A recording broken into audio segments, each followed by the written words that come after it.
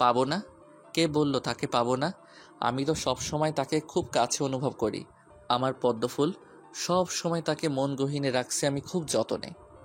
আমার না হোক, ভালোবাসতে দোষ কোথায়? রাক্ষস বংশের রাজা, তোমাকে রাজা না বলে গাধা বলা উচিত। ভাইয়া দেখো, আমি আমার আপুকে খুব ভালো করে চিনি। আপু নিজের সম্মানকে গুরুত্ব দেয় খুব। ছোট থেকে গরিব বলে খুব অপমান হয়ে আসছে। এখন নিজের সম্মান কখন ও হারাতে চাইবে না। তোমাকে বিয়ে করলেও হবে না। তুমি আপুর 5 থেকে 6 বছরের ছোট। তুই ভেবে দেখ, ছেলেরা তো জুনিয়র মেয়েদের বিয়ে করে, তাহলে মেয়েরা কেন জুনিয়র ছেলেকে বিয়ে করবে না? এই নারী পুরুষের সমান অধিকার জানিস না? বেশি বকবি না। যা, তোর বোনকে মেহেদি পড়তে বল। পদ্মফুলের মেহেদি রাঙা হাত দেখতে চাই আমি। রাক্ষস বংশের রাজা, তোমারে আমি কখনো আপুর জামাই বানাবো না। হুম, তখন তো আপু রাক্ষস বংশের রানী হবে। না, ইয়া হইতে পারে না। আ আশিক হু হু করে হেসে ফেলে। মাঝে মাঝে সৈকতের কথা শুনে বেচারার অবস্থা খারাপ হয়ে যায়। তার একটাই চিন্তা, রাক্ষস বংশের রাজার সাথে তার বোনের বিয়ে হলে তার বোন তো রানী হবে। সে কিছুতেই তার বোনকে রাক্ষস বানাবে না। রাত লেগে আসছে। জান্নাতুল নিজের হাতের মেহেদি তুলে সৈকতকে মেহেদি দিয়ে দেয়, সাথে টিভি দেখছে। রাক্ষস দ্য মাফিয়া গ্যাং, সেই গ্যাংয়ের লোগো দিয়ে 15টা লাশ পাওয়া গেছে। 15টা লাশের মধ্যে 10টা পুরুষ, 5টা মহিলা। সবার কপালে ছোট্ট করে রাক্ষস দ্য মাফিয়া গ্যাং লেখা। আবারও কি তাহলে সেই গ্যাং ফিরে আসছে? তাদের গ্যাংয়ের নাম রাক্ষস দ্য মাফিয়া হওয়ার কারণ, তারা রাক্ষসদের মতন শরীরে বিভিন্ন জায়গা চামড়া উঠাইয়া দেয়। নখের হাজার হাজার চিহ্ন দেখা যায় শরীরে। এই 15টা খুন ঠিক একইভাবে করা হয়েছে, কিন্তু রাক্ষসদের মতন এমন চিহ্ন তার কিভাবে করে সেটা এখনো জানা হয়নি। কাল রবিবার, ঈদের দিন। তার ঠিক 7-8 ঘন্টা আগে এমন নিউজ দেখলে কার মাথা ঠিক থাকবে? প্রায় প্রতিটি নিউজ চ্যানেলে একই খবর, রাক্ষস দা মাফিয়া গ্যাং নতুন করে ফিরে আসছে। জান্নাত সৈকতের হাতে মেহেদি দিয়ে দিচ্ছিল, তখন এমন নিউজ থেকে হাত থেকে মেহেদি পড়ে যায়। জান্নাতুল ভীতু কণ্ঠে বলে, বাপরে বাপ, এমন নির্মমভাবে কেউ কাউকে খুন করে? আর এই রাক্ষস দা মাফিয়া গ্যাং নামটা তো আমি প্রথম শুনলাম। উফ, গ্রামে বাস করলে যা হয় আর কি। ভাই, তুই সাবধানে থাকিস। এই রাক্ষসরা আবার তোকে না খেয়ে ফেলে, কারণ তুই তো রাক্ষস আছে বলে বিশ্বাস করিস। আপু, এইভাবে ভয় দেখাস কেন? আ আ আমি রাক্ষস বিশ্বাস করি না। তোর মতো আমি ভীতু না যে মেহেদি দিব না আমি। দেখ, তোর পায়ের কাছে রাক্ষস। সৈকত লাফিয়ে ওঠে। বেচারা নিউজ দেখে ভয়ে আছে, তার উপর তার প্রাণ প্রিয় বাদর বোন এমন মজা নিচ্ছে তার থেকে। সৈকত ঠোঁট উল্টাই জান্নাতুলের দিকে তাকিয়ে থাকে। জান্নাতুল সৈকতের চুলগুলো এলোমেলো করে দেয়, তারপর মেহেদি নিয়ে আবারও হাতে পরাতে থাকে, আর সৈকতকে ধীর কণ্ঠে বলে, দেখ, আমরা তো জানি গ্যাংয়ের হয়ে যারা কাজ করে তারা কিন্তু ভালো মানুষকে খুন করে না। আর আমি এখানকার 2টা ছেলেকে চিনি, এরা 1 বছর আগে আমাকে। যাই হোক, গিয়ে দেখ, সবার কিছু না কিছু দোষ আছে, তাই এসব নিয়ে ভাবিস না। কিন্তু ঈদের আগে কতগুলো মায়ের কোল খালি হলো। আমি আশিক ভাইয়াকে আর রাক্ষস বংশের রাজাকে বলবো না। ভাইয়া যদি রাগ করে এদের মতো আমাকে খুন করে, তাহলে আজকেই ভাইয়ার থেকে ক্ষমা চেয়ে নেব। আর কখনো রাক্ষস বংশের রাজা বলবো না। বাবা। সৈকত মনে মনে কথাগুলো ঠিক করে নেয়। সৈকতের মেহেদি দেওয়া শেষ হলে রুমে গিয়ে ফোনটা নিয়ে আশিকের কাছে ফোন দেয়। তারপর ওই পাশ থেকে যা শুনে, তারপর নিজেকে আর ঠিক রাখতে পারে না। হাত থেকে ধরাম করে ফোনটা পড়ে যায়, আর সৈকত সেন্সলেস হয়ে মেঝেতে লুটিয়ে পড়ে। কিছু পড়া শব্দে জান্নাতুল সহ কয়েকজন দৌড়ে সৈকতের রুমে যায়। গিয়ে দেখে সৈকত সেন্সলেস হয়ে পড়ে আছে। জান্নাতুল ভয়ে ভয়ে বলে, সৈকত, সৈকত ভাই, কি হয়েছে তোর? সৈকত, কথা বল। আপনাকে রাক্ষস বংশের রাজা বিচিয়ে খেয়ে ফেলবে আপু। আমি আমি আর আশিক ভাইয়াকে রাক্ষস বংশের রাজা বলবো না। আপু প্লিজ, তুমি ভাইয়াকে বলে দিও আমাকে যেন না খেয়ে ফেলে। প্লিজ আপু, তুমি ভাইয়াকে বলে দিও। আশিক তখনও লাইনে ছিল। এপাশ থেকে সৈকতের এমন ভীতু কণ্ঠ শুনে হুহা করে হাসতে থাকে। সে তো মজা করে বলছিল যে, আমি রাক্ষস বংশের রাজা, তাই না সৈকত? এবার তোমাকে কে বাঁচায়? ওই 15টা মানুষের মতো করে আমি তোমাকে খুন করব, তখন আর কেউ আমাকে রাক্ষস বংশের রাজা বলতে পারবে না। ফোনের ওপাশ থেকে হাসির শব্দে জান্নাতুল সৈকতের পড়ে থাকা ফোনটা হাতে নেয়। দেখে আশিক লাইনে আছে। কিছুটা কপট রাগ নিয়ে ফোনটা কানে ধরে। এই ছেলে তোমার সমস্যা কি? সৈকতকে ভয় দেখাও কেন? ও সেন্সলেস হয়ে পড়েছিল। এমনি আমি একটু বলায় ভয়ে কিছু করছি না, আর তুমি ওকে আবার ভয় দেখাতে লাগছো। সব কিছুর লিমিট আছে কিন্তু। পদ্ম ফুলের তো নেই রাগ, তাহলে আমার পদ্ম ফুল এত রাগী কেন? এক পদ্ম ফুল ঝিলে ঠান্ডা হয়, আর আমার পদ্ম ফুল দেখি জ্বলে ওঠে। পদ্ম ফুল, শুনছি আপনি নাকি আমার হবেন।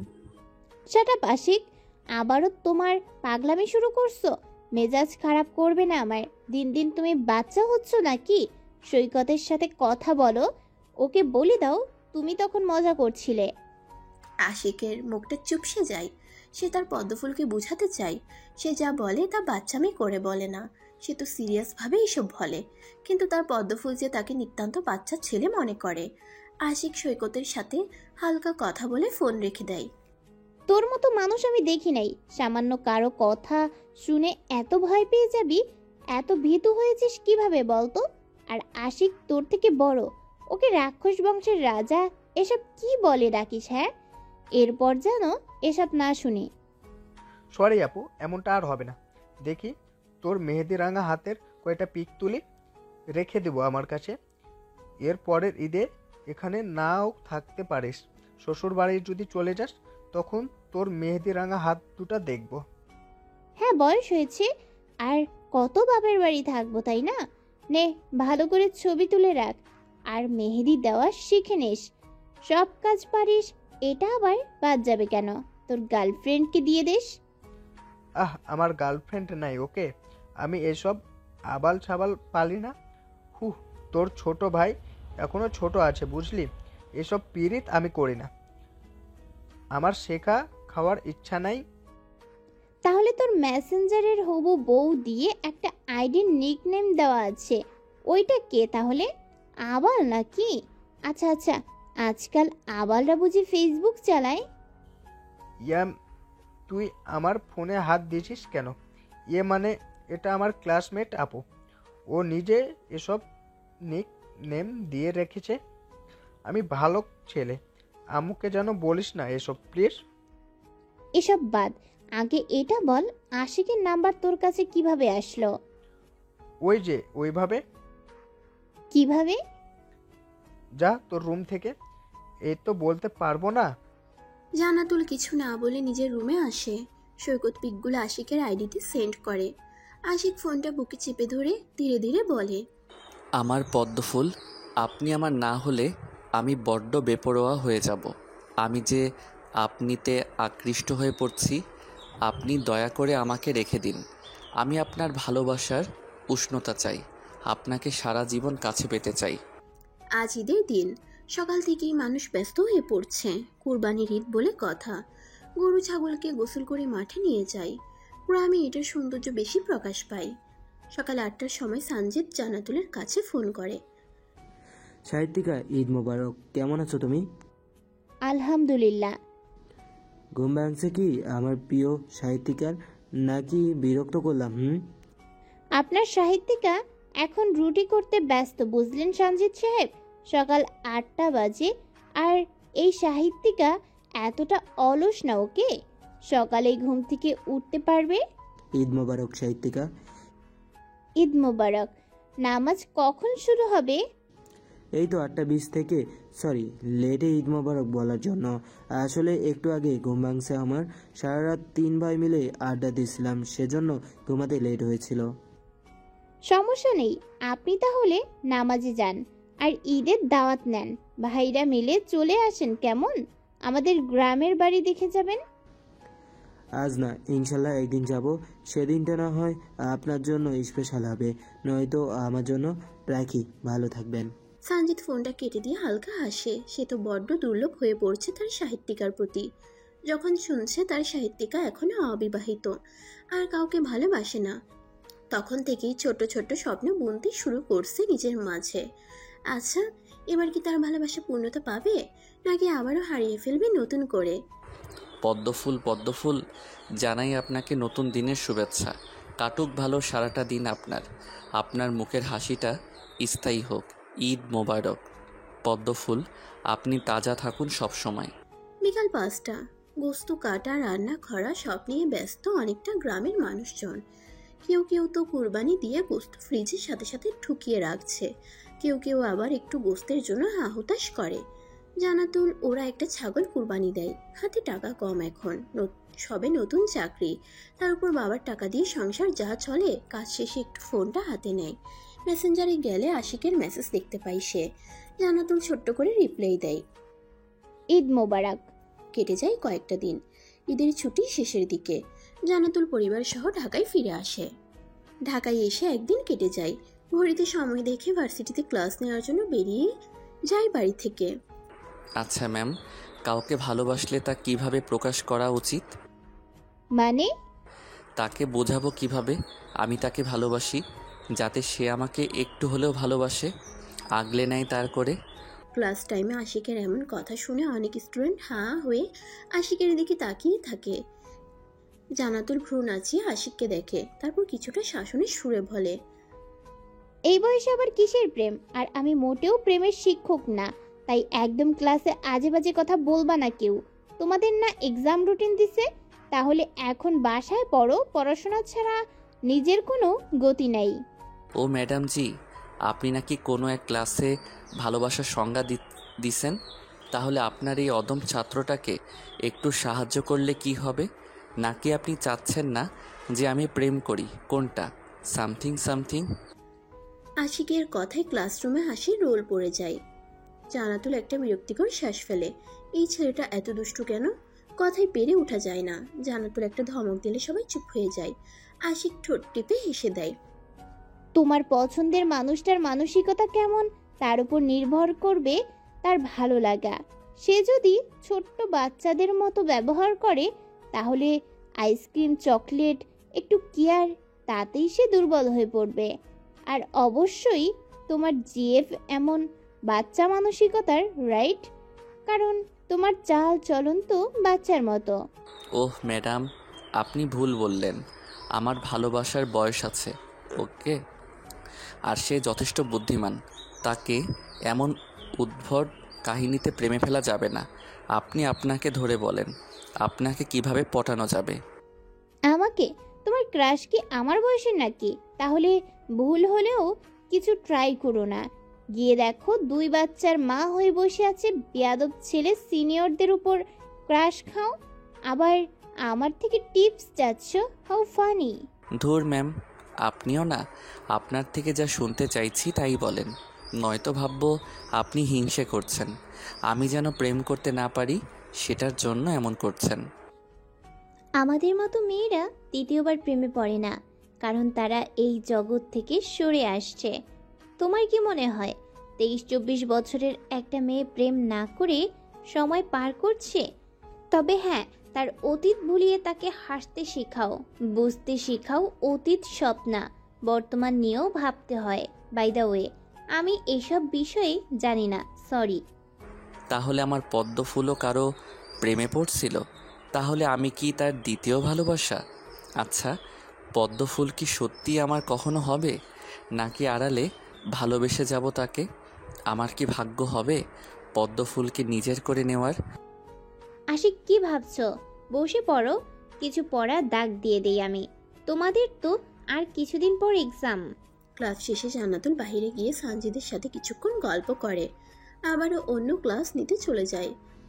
আচ্ছা সাহিত্যিকা, কখনো সাহিত্যের প্রেমে পড়েছেন? বা সাহিত্যের কোনো চরিত্রের প্রেমে? এমন কোনো চরিত্র আছে যেটা আপনার বিরক্ত লাগে?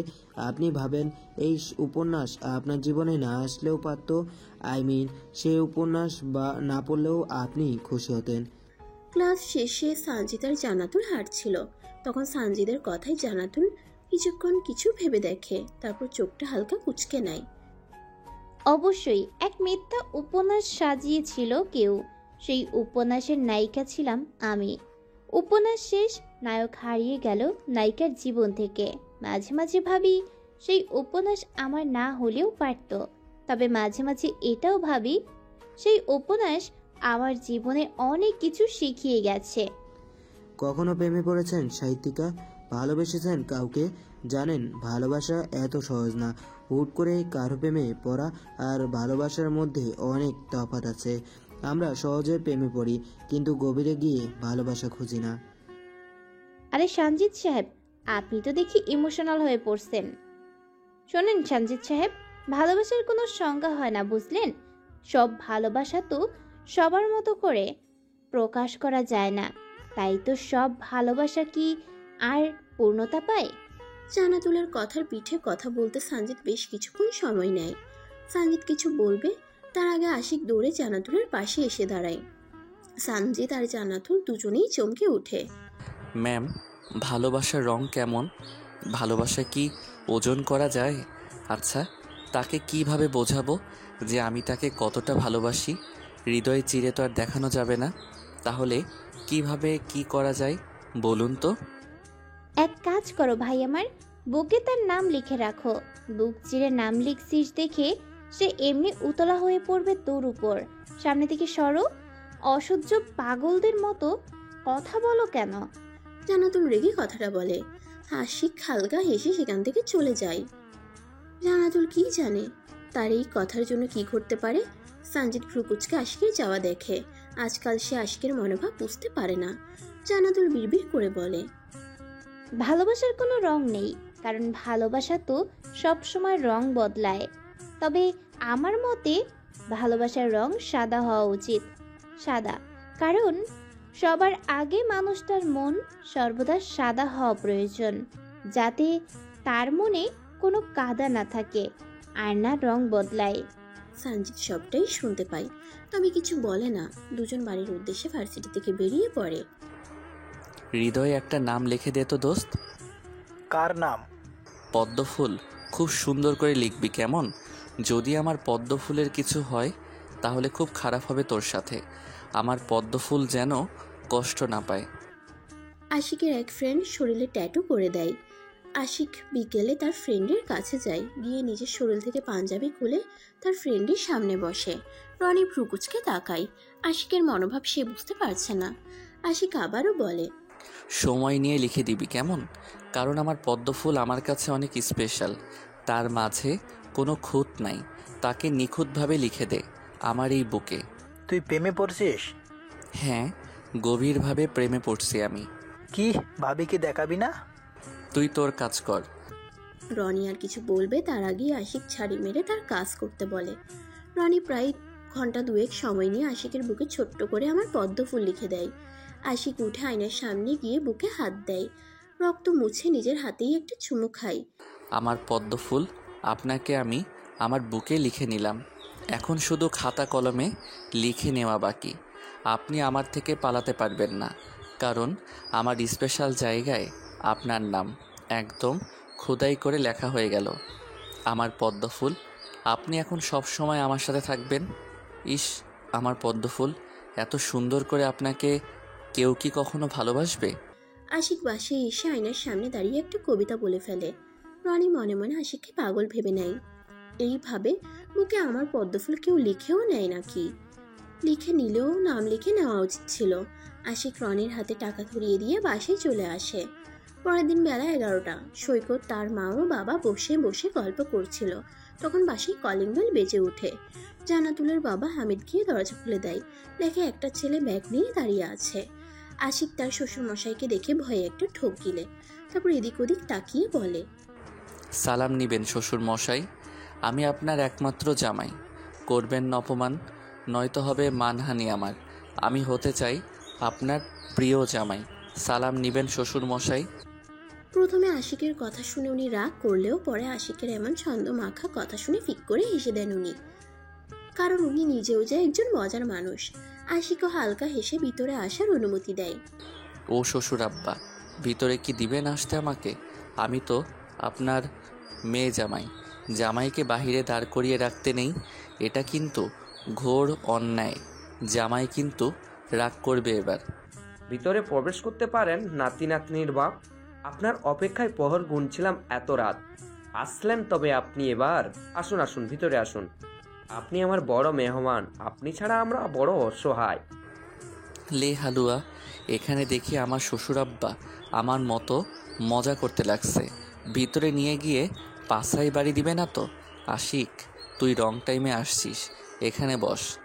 আরে জামাই বাবাজি, একমাত্র জামাইয়ের পা ছাই কি আমি বাড়ি মারতে পারি? ভিতরে আসুন আপনি।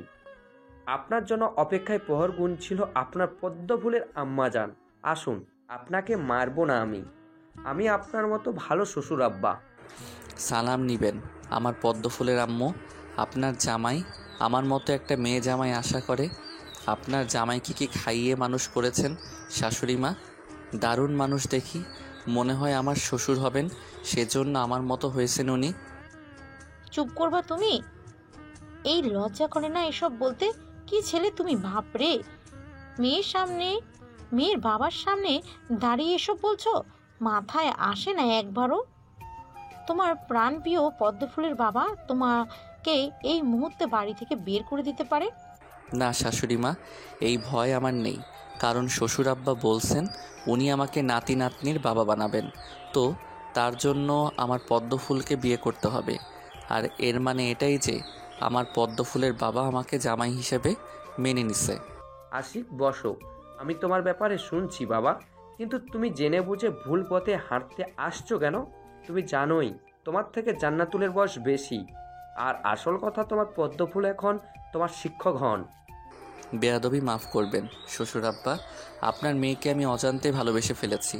আপনার মেয়েকে আমার ভালো লাগে নাই, বরং ওনাকে না দেখলে আমার রাতটা না ঘুমিয়ে কাটে। আপনার মেয়ে আমার সিনিয়র, তবে ভুলে যাবেন না আমাদের প্রিয় নবী সাল্লাল্লাহু আলাইহি ওয়াসাল্লাম তিনিও বয়সের বড় মেয়েকে বিয়ে করছিলেন। তুমি সেই বিষয়ে এখানে তুলে পাপ করো না। তুমি কি নবীর মতো হতে পারবা? তাই আমাদের কথায় কথায় ওনার সাথে নিজের তুলনা দেওয়া উচিত হবে না। তুমি আসছো, খাওয়া দাওয়া করে চলে যাবা, বেশ। ভালো শ্বশুর থেকে দেখি দজ্জাল শ্বশুর হয়ে যাচ্ছেন। ইহা আমি মানতে পারছি না শ্বশুর আব্বা, মাফ করবেন। আর এটা নেন, হবু বউয়ের বাড়িতে একটু মাংস দিতে হয়। হ্যাঁ, ভুলেও ভাববেন না দয়া করছি, আমার লজ্জা করে। শ্বশুর বাড়ি মাংস না দিলে তো খারাপ দেখাবে। আল্লাহ, এসব কি আশিক? বাবা, তুমি কি বড় হবে না? এসব কেন আনছো? যাও এখনই এইসব নিয়ে বাসায় যাও।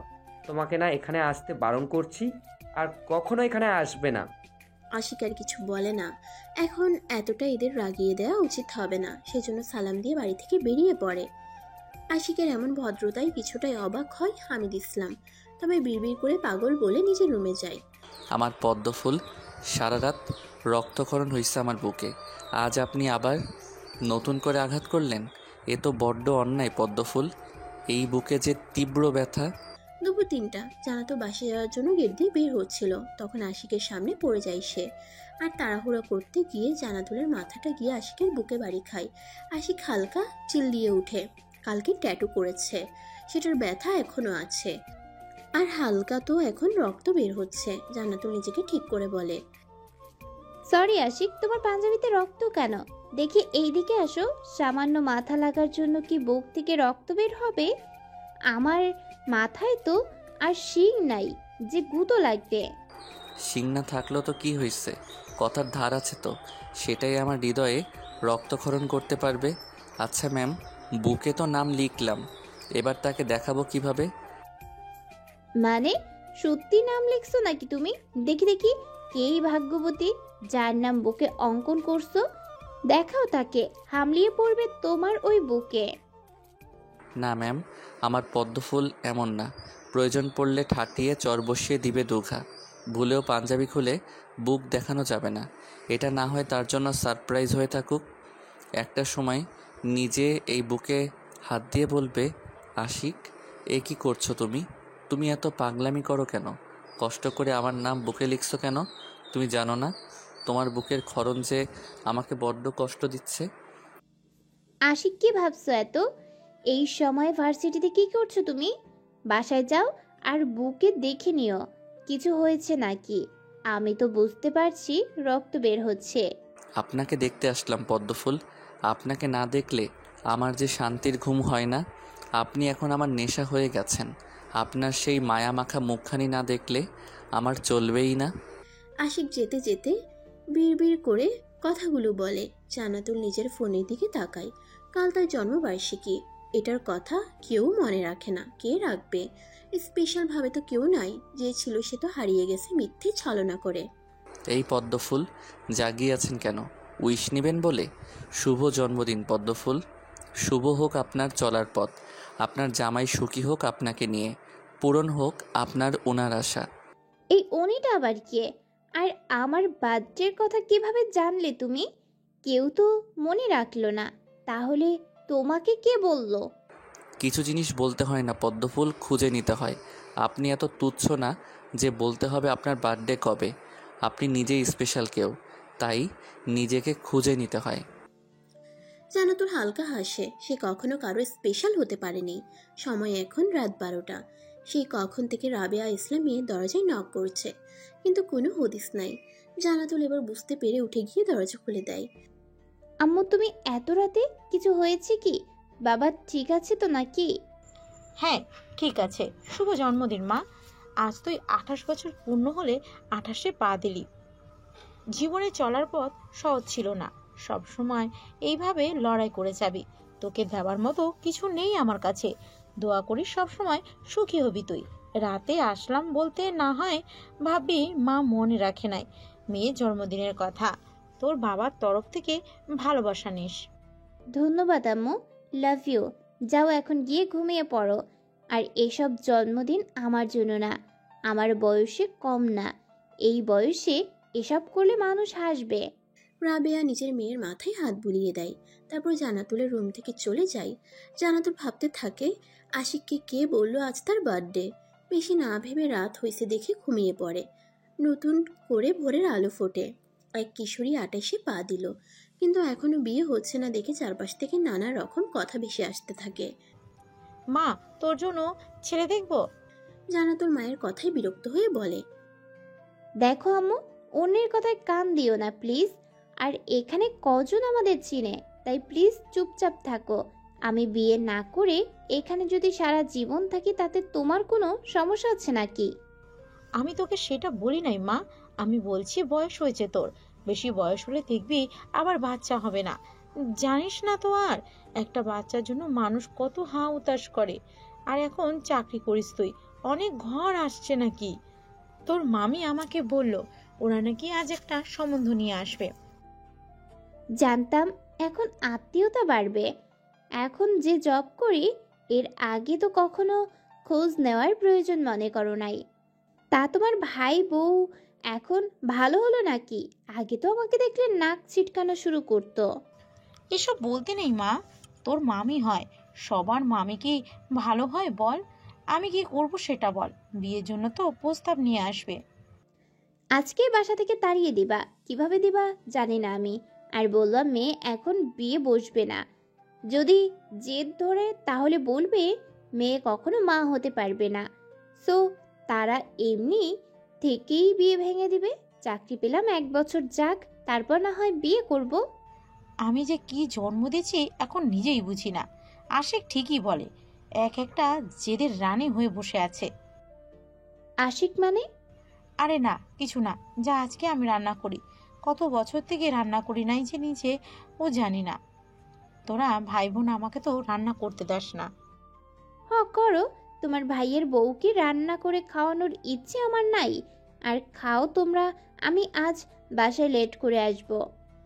জান্নাতুল রেডি হয়ে এখনই বের হয়। তার মামি যে কোনো সময়ে আসবে সেটা তার জানা আছে, তাই সকাল সকাল বাড়ি থেকে বেরিয়ে পড়ে। তারপর আশেপাশে একটু ঘোরাঘুরি করে ভার্সিটি টাইমে ভার্সিটিতে যায়। পদ্মফুল সাদা হয় না কেন? আমাকে বলছো? জান্নাতুল রিকশায় উঠে সৈকতের কাছে যাওয়ার জন্য ভেবে নেয় এখন সে বাসায় যাবে না। হুট করে আশিক রিকশায় উঠে পড়ে কথাটা বলে, পদ্মফুল ছাড়া এখানে কেউ আছে নাকি? পদ্মফুল আপনি দয়া করে চোখ দুটো বন্ধ করুন প্লিজ। আপনার চোখে মায়া আছে, তীব্র একটা আকর্ষণ যা সহ্য করার ক্ষমতা আমার নাই। শুরু হয়েছে আর রিক্সা নেই? এখানে কি করছো? নামো রিক্সা থেকে। মামা রিক্সা দাঁড় করান তো। আশিক নামো, আমি সৈকতের কাছে যাচ্ছি, সরো। আজব তো, স্টুডেন্টকে হেল্প করবেন না? আপনার স্টুডেন্ট বিপদে পড়ছে, একটু হেল্প করেন। বাংলা বিষয়ে একটু ঝামেলা হয়েছে, একটু বুঝিয়ে দিবেন প্লিজ। আশিক মুখটা ইনোসেন্ট বানিয়ে কথাটা বলে। জান্নাতুল ভাবে সত্যি বলছে, সেজন্য কিছু বলে না। আর একটা রেস্টুরেন্টে গিয়ে আশিক বসে পড়ে। জান্নাতুল বিরক্ত নিয়ে বসে। তারপর আশিক বই বের করলে হালকা এটে সেটা বুঝিয়ে দেয়। আমার পদ্ম ফুলের সুবাস এত সুন্দর কেন? পদ্ম ফুল কি মাখেন শরীরে? আপনার শরীরের ঘ্রাণ আমার বড্ড প্রিয়। মাঝে মাঝে মন চায় আপনার শরীরে মুখ গুজিয়ে রাখি। জান্নাতুল মাত্র মুখে কফি উঠায়। আশিকের এমন কথায় মুখ থেকে কফি বেরিয়ে আশিকের পাঞ্জাবিতে পড়ে। জান্নাতুল কাঁচতে থাকে।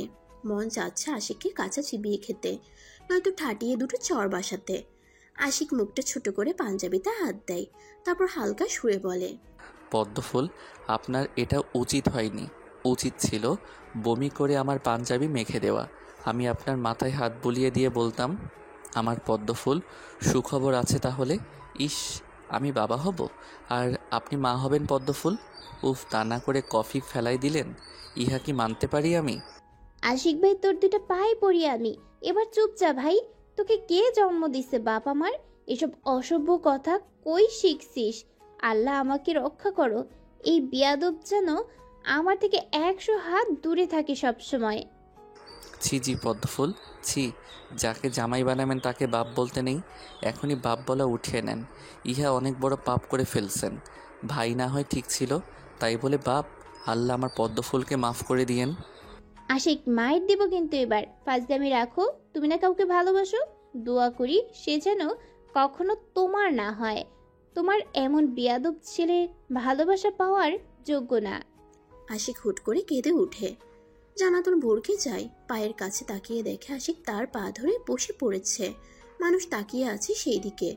হুট করে আশিকের কি হলো জান্নাতুল বুঝতে পারে না।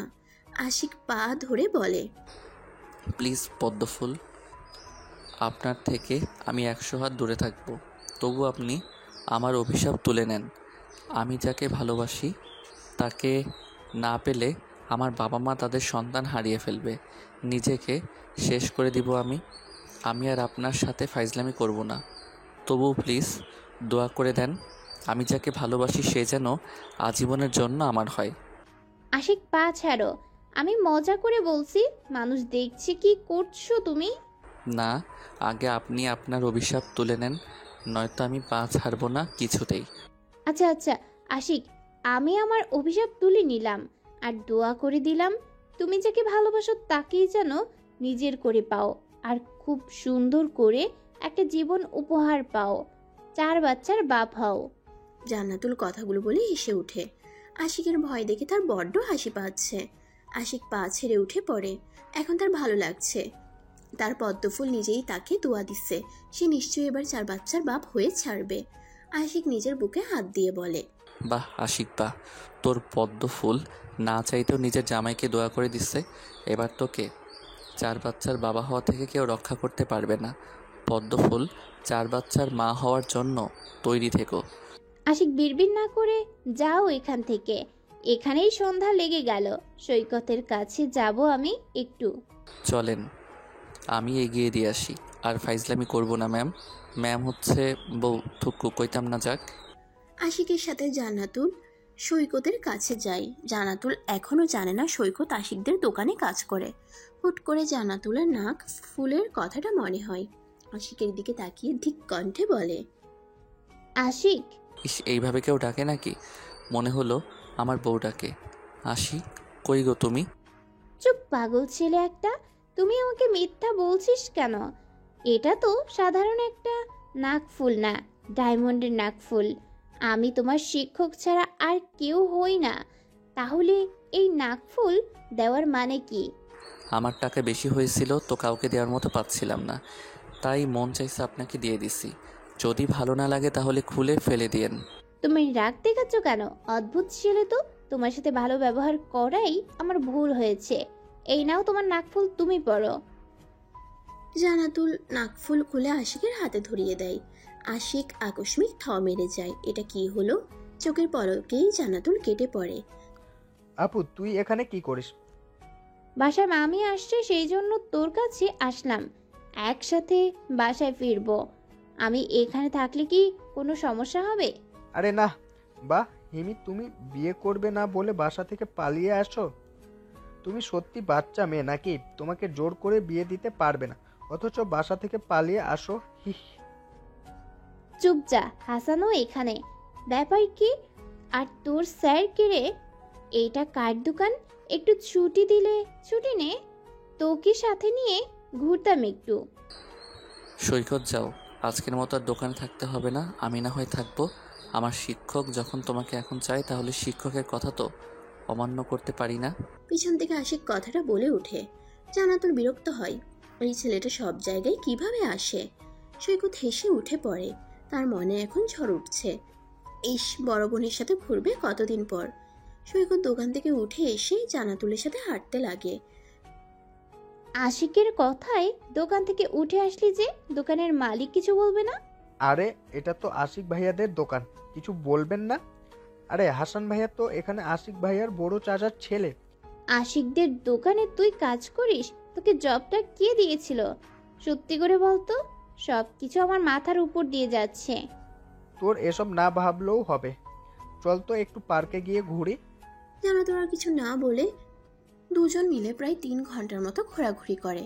তারপর বাহির থেকে খাবার নিয়ে বাসায় যায়। সবাই মিলে সেই খাবার খেয়ে ঘুমিয়ে পড়ে। এর মাঝে 1 মাস কেটে যায়। কাল থেকে অনার্স 3য় বর্ষের ফাইনাল এক্সাম।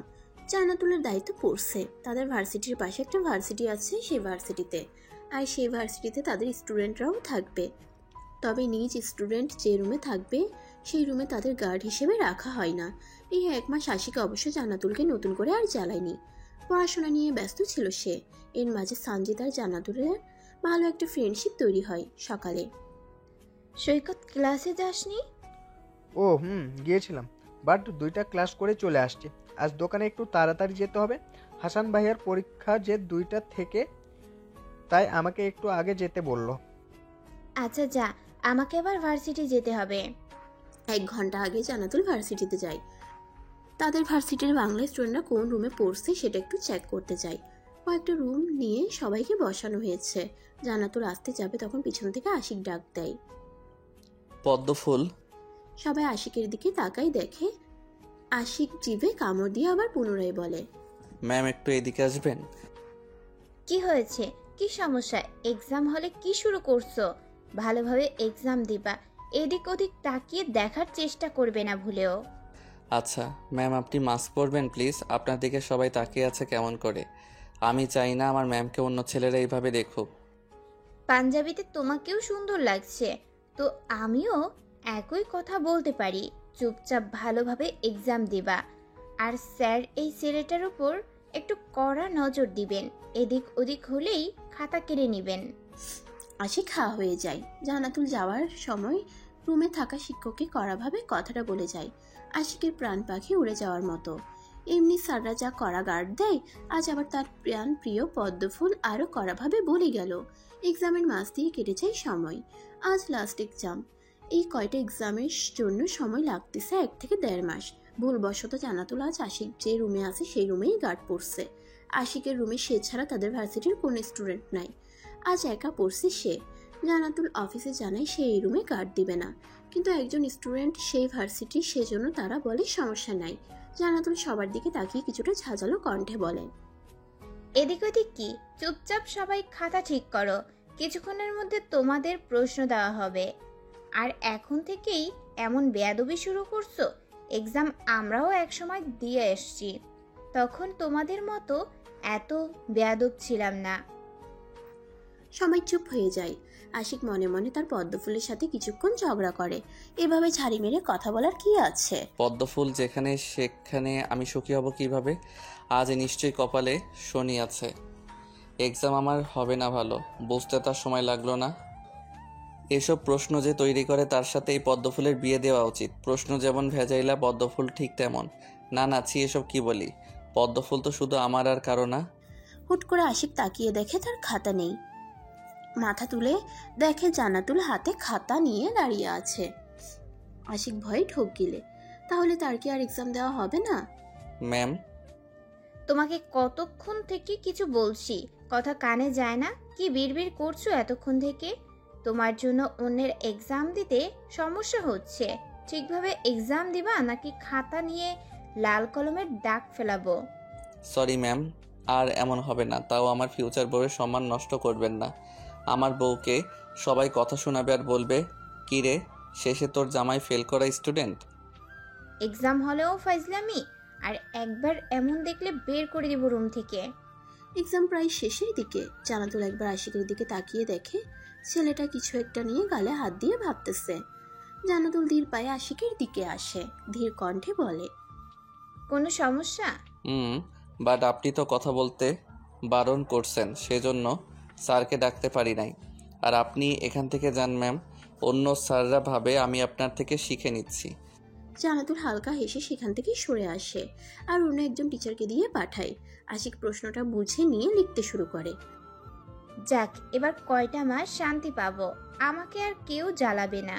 তোমার এক্সাম শেষ, আর ভার্সিটিতে আসবা না এখন, শান্তি পাবো আমি।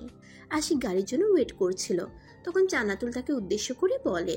আশিক হালকা হাসে, তার থেকে নিস্তার পাওয়া কি এত সহজ? সমস্যা নেই, কয়টা দিন শান্তি করুন, এই কয়টা দিন না হয় ওম আমার শ্বশুর শাশুড়িকে জ্বালিয়ে আসি, আপনি সুখ করুন। দেখা গেল বিয়ের পর জামাইয়ের অত্যাচার সহ্য না করতে পেরে পালিয়ে গেলেন। আমার একটা ছোট বোন থাকলে তোমার সাথে বিয়ে দিতাম। দুঃখ আমার যে আমার কোনো ছোট বোন নাই, পোড়া কপাল আমার। না হয় দেখতাম তুমি কত ভালোবাসো তোমার বউকে। তাতে কি সমস্যা? আপনি তো আছেন, আপনি বিয়ে করে দেখেন। আমি কিন্তু জামাই হিসেবে খারাপ না, বিশ্বাস না হলে বিয়ে করে 2 মাস দেখতে পারেন। সম্ভব হলে ট্রাই করতাম, দেখতাম আমাদের আশিক কেমন বউ পাগল, কতটা আগলিয়ে রাখি।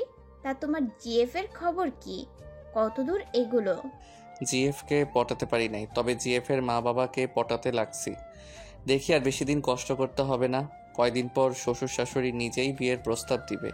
জান্নাতুল হা হয়ে যায় আর অবাক কণ্ঠে বলে, কি ছেলে মাইরি, মেয়েকে না পটিয়ে মেয়ের মা বাবাকে পটিয়ে ফেলছে। এমন ছেলে কয়জনের কপালে থাকে? এই ছেলে তো পাগল না, ভয়ঙ্কর পাগল। এর ধারের কাছে আসা যাবে না। দেখা গেল সিনিয়র মানবে না, কোনোদিন জানি বলে বসবে। আমার পদ্ম ফুল, আপনি বড্ড বোকা। আমি তো আপনাকেই ভালোবাসি, আর আপনার মা বাবাকেই পটিয়ে নিচ্ছি। জান্নাতুল নিজেই না বলে চিল্লিয়ে ওঠে, এটা কখনো হতে পারে না। আশিক জান্নাতুলের সব কথা শুনতে পায়, সে হাসতে থাকে। হাসতে হাসতে জান্নাতুলের হাত ধরে মাটিতে বসে পড়ে। তার পদ্মফুল তো আর জানে না সে যা ভাবছে সবটাই সত্যি। জান্নাতুল আশিকের দিকে তাকিয়ে বলে, কি হয়েছে তোমার? এভাবে পাগলের মতো হাসছো কেন? ভূত ধরলো নাকি? তাহলে দূরে সরো। আমি তো সুন্দর, তাই আমাকেও ভর করতে পারে। বলা তো যায় না আমার রাশি খারাপ, তাই খারাপ জিনিস সহজে ভর করে। যেমন যেমন কি ম্যাম? আপনাকে ভূত ধরছিল নাকি কখনো? ইস, পদ্মফুলকে কেউ ধরছে, এটা তো মেনে নেওয়া যায় না। ঠিক বলছো আশিক, এটা কি মেনে নেওয়া যায়? তা সেটা ছড়ানোর জন্য কি করা যায় বলো তো? কি আবার আমাকে শুধু বলেন কেমন ভূত, আমি ঠাটিয়ে দুঘা লাগিয়ে দিব। আমার পদ্মফুলকে ভূতে ধরেও শান্তি পাবে না। তাহলে নিজের গালে দুঘা লাগাও, তোমার মাথার ভূত নেমে যাক। আমাকে তো তোমার ভূত ধরছে। আঠার মতো সব সময় লেগে থাকে, শান্তি পাই না একটুও। ও এই ভূত, আগে তো বলবেন। এটা অনেক খারাপ, বুঝলেন? এটা কখনো ভালো হবে না। তবে আপনি চাইলে দিন দিন আঠার মতো আরও লেগে যাবে আপনার সাথে। আপনি চাইলে সব সময় আপনার শরীরের সাথে লেগে থাকবে। দূরে যাও, তোমার মতো ছেলেকে সোজা করতে আমার 2 মিনিট লাগবে না। সামনে থেকে যাও। এই তো হাসান আসছে, যাও একসাথে এখন বাসায় যাও। একজন জিএফ নিয়ে ফষ্টি নষ্টি করতে ব্যস্ত। তো বলেন, আমাদের সময় তোমাদের মতো এসব প্রেম ভালোবাসা ছিল না, বুঝলে? আর তোমার তো সব সময় এসব নিয়ে পড়ে থাকো। বলি কি, একটু ভালো হও, এসব কাজ থেকে বিরতি থাকো। আশিক দাঁত কেলিয়ে কথাটা বলে। হাসান হুহা করে হাসতে থাকে। জান্নাতুল হালকা হাসে, এই ছেলেটা কখনো ভালো হবে না। সাহিত্যিকাকে আমি বিয়ে করতে চাই মা। কাকে? তুমি না বলেছিলে বাবা বিয়ে কর, আর কতদিন এভাবে জীবন চলে? তো আমার একটা মেয়েকে ভালো লাগে মা, আমি তাকে বিয়ে করতে চাই। তোর কি মেয়ে পছন্দ আছে? আমি সাহিত্যিকাকে বিয়ে করব মা। তাই আগে আপনাকে বলে রাখলাম। আর এটা সাহিত্যিকার ছবি, দেখে নিও। রাত 10টা। খাবার খাওয়ার জন্য যখন সানজিদের মা সানজিদকে ডাকতে আসে তখন কথাগুলো বলে। সানজিদ তার মাকে কিছু বলতে না দিয়ে রুমের বাইরে যায়। মহিলাটা অবাক হয়ে সানজিদের যাওয়া দেখে, তবে খুশি হয় ছেলে এতদিন পরে হলেও নিজেকে স্বাভাবিক করতে পারছে।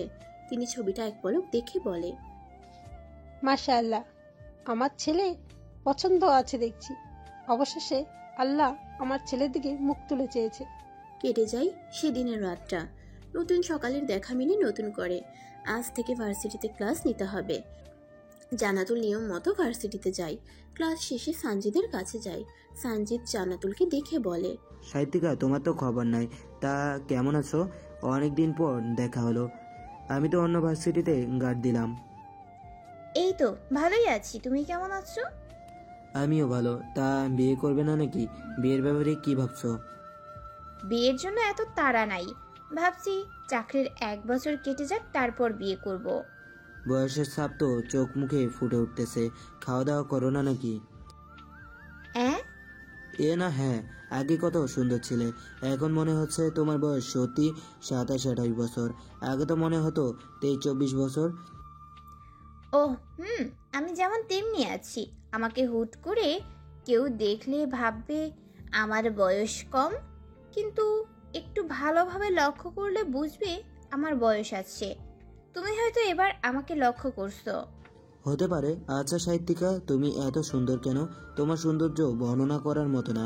তোমাকে তোমার লেখিকা এত সুদর্শনভাবে কেন আখ্যান করেছে?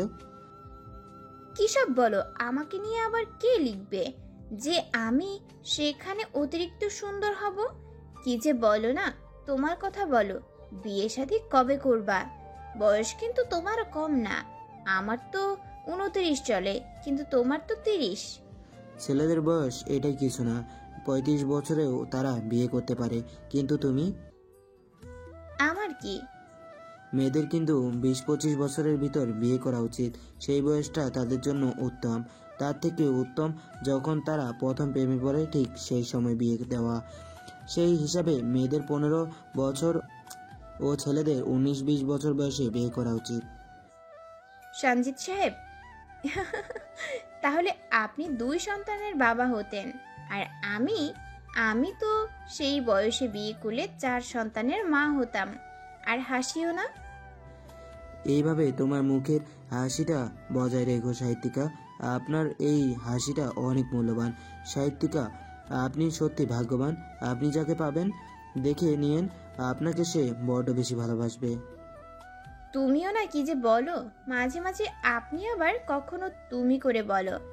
দেখো না আমার জন্য বর খুঁজে পাওয়া যাবে কিনা।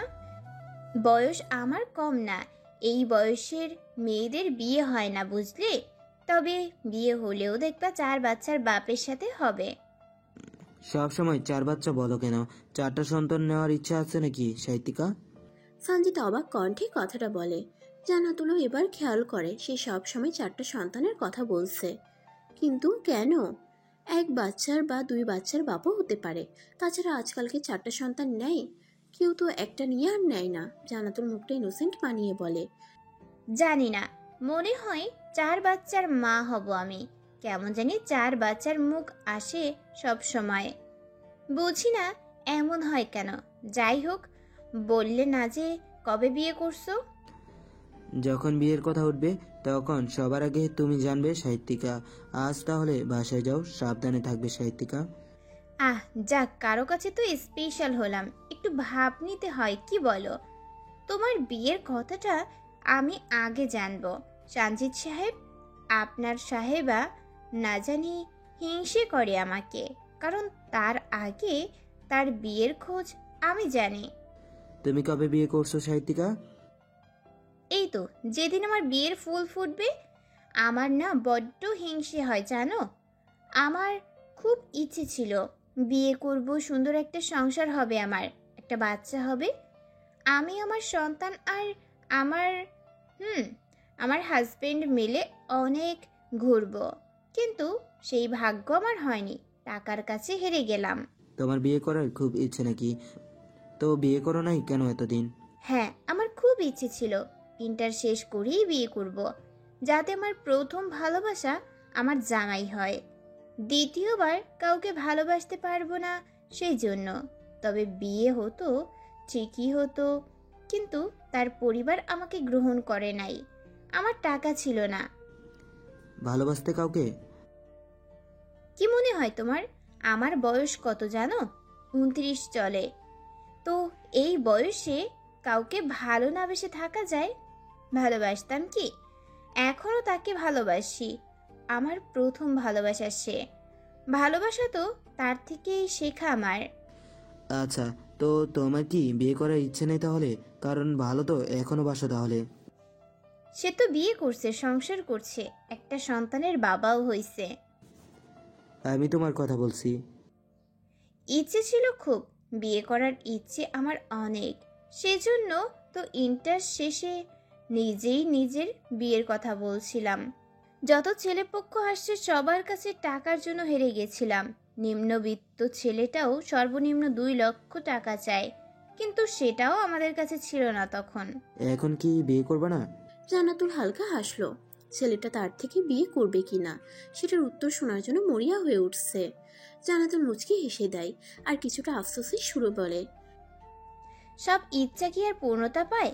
তাকে হারিয়ে ফেলার পর ভেবেছিলাম কখনো বিয়ে করব না, কিন্তু ইচ্ছে হয়তো আমার পূর্ণ হবে না। জান্নাতুল সেখান থেকে চলে যায়। সানজিদ ভাবতে থাকে এটার মানে কি। পরক্ষণেই বুঝতে পারে তার সাহিত্যিকা বিবাহ বন্ধনে আবদ্ধ হতে চায়। সানজিদ বিড়বিড় করে বলে, আর দেরি করব না সাহিত্যিকা, আমি আপনাকে অতি শীঘ্রই মিসেস সাহিত্যিকা বানিয়ে দেব। কথা দিলাম আমি আপনাকে খুশি হব। দিনটা এভাবেই কেটে যায়। প্রায় রাত 10টার সময় আশিক হামিদ ইসলামের কাছে ফোন দেন। ও শ্বশুর, আপনার মেয়েটাকে একটু আমার রুমে থাকার ব্যবস্থা করে দিন না। একা একা এত বড় খাটে কীভাবে ঘুমাবো? মাঝরাতে ঘুমটা ভেঙে যায়, বুক ব্যথা করে, হুট করে হাত বেডের পাশে যায়। আর কি মনে হয় জানেন? কি? আনমনা হয়ে অবাক কণ্ঠে বলে ওঠে। আশিক ফোন করে যা বলা শুরু করছে তাতে হামিদ ইসলামের নিজের বুকে হাত দেয়। তার শরীর ঘামতে থাকে। এই ছেলে কি সব বলে? ইস, আমার পেটে তো আরও একটা মেয়ে থাকার কথা। হুটহাট জড়িয়ে ধরে বলতাম, ভালোবাসি প্রিয়, বেশ কিছুদিন পর আপনাদের খবর দিব। ওগো শ্বশুর শুনছেন?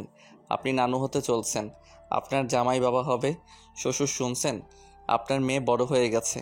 হামিদ ইসলাম ধীরে সুস্থে ফোনটা কেটে দেয়। এই নির্লজ্জ ছেলের সাথে তিনি আর কখনো কথা বলবে না।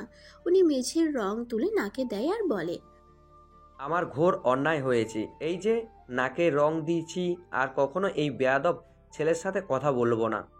আশিক বারবার ফোন দেয়, কিন্তু হামিদ ইসলাম ধরে না। এমন নির্লজ্জ ছেলের সাথে কথা বললে তিনি হার্ট অ্যাটাক করবেন। এমন বেহায়াপনা কথা এর আগে হয়তো কখনোই শোনেন নাই। ছেলের বয়সের একটা ছেলে এসব বললে কেমন দেখায়, তাও আবার নিজের মেয়েকে নিয়ে। পরের দিনটা শুক্রবার পরে। সৈকত আজ আর দোকানে যায় না। শুক্রবারের দিনটা দোকান বন্ধ থাকে। জান্নাতুল অনেকদিন থেকেই বাহিরে ঘোরাঘুরি করে নাই। ভেবে নেয় যে আজ একটু একা একা সারাদিন কাটাবে। বাবার কাছে যাই, গিয়ে বলে, আব্বু, আমি একটু বাইরে যাচ্ছি, কখন আসবো ঠিক নাই। একা? হুম। আচ্ছা, সাবধানে, আর তাড়াতাড়ি বাসায় ফেরার চেষ্টা করিস মা। আচ্ছা বাবা। হামিদ ইসলাম কিছু বলল না। তিনি জানেন বাড়িতে থাকতেও মেয়ে মাসের একটা দিনে একা একা কাটিয়ে দেয়। কেউ জানে না কোথায় যায় না যায়, খুঁজে পাবে না কেউ। যদি নিজে কোথায় আছে সেটা না বলে। বাইরে করা রোদ। জান্নাতুল একটা সাদা 3 পিস পরে নেয়, সাদা হিজাব বাঁধে, সাথে পার্স, ফোন আর কিছু টাকা নিয়ে বেরিয়ে পড়ে। পদ্ম ফুল সঙ্গী হতে পারি? জান্নাতুল চমকে ওঠে। আশেপাশে তাকিয়ে আশিককে খুঁজতে থাকে। আশিক গাছের অপর পাশ থেকে বেরিয়ে আসে। জান্নাতুল সেখানে গিয়ে দেখে 5-6 জন ছেলে মাটিতে শুয়ে কাতরাচ্ছে, যাতে হাসানও আছে। জান্নাতুল ভয়ে ভয়ে বলে, তুমি আর এই ছেলেগুলোকে মারছো কেন? কই, আমি তো মারি নাই, আপনি হয়তো ভুল ভাবছেন। এখানে এই ছেলেগুলো আর তোমরা ছাড়া কেউ নাই, তাহলে কে মারবে এদের? এই আমি তোদের মারছি? আশিক একটা ছেলের পায়ে লাথি মেরে বলে। ছেলেটা জোরে চিৎকার দিয়ে বলে, না না ম্যাম, উনি আমাদের তো মারে নাই, উনি আমাদের বাঁচাতে এসেছে। আশিক হালকা হেসে নেয়। জান্নাতুল ভ্রু কুচকে ফেলে। একা সময় কাটাবে হয়ে গেছে। আশিক এখন সঙ্গ নিবে খুব ভালো করেই জানে সে। আশিক হাসানের উদ্দেশ্যে বলে, ওনাদের হসপিটালে ভর্তি করিয়ে দে হাসান, আমি একটু পদ্ম ফুলের সাথে হাঁটি। হাসানের সাথে তুমিও বাড়ি ফিরো। সরি পদ্মফুল। হাসান অবাক হয়ে আশিকের কাণ্ড দেখছে। হসপিটালে ভর্তি করাবে, এটা কি হওয়ার ছিল নাকি? আশিক খুব আড়ালে হাসানকে একটা চোখ টিপ দেয়।